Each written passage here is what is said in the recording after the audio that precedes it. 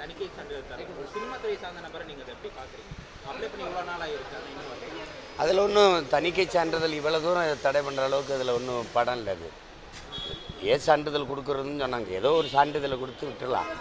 அதில் அப்படி ஒன்றும் அதில் அதனுடைய தெலுங்கு பதிப்பை நான் பார்த்தேன், அதில் நெருக்கடி தர அளவுக்கு ஒன்றும் இல்லை. அதுக்கு எதுக்கு இவ்வளவு இது பண்ணணும்? அது இழுத்தடிக்க வேண்டிய அவசியம் இல்லை.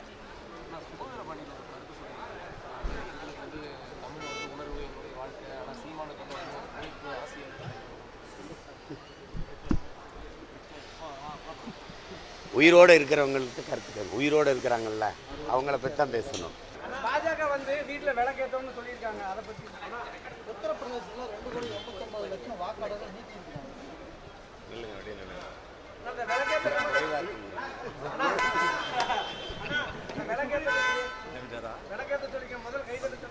நாட்டில் பல கோடி மக்கள் பசியாக கிடக்கிறான், அவன் வீட்டில் விளக்கேற்றுங்க, அப்புறம் வீடு வீடுக்கு விளக்கேற்றுறேன்.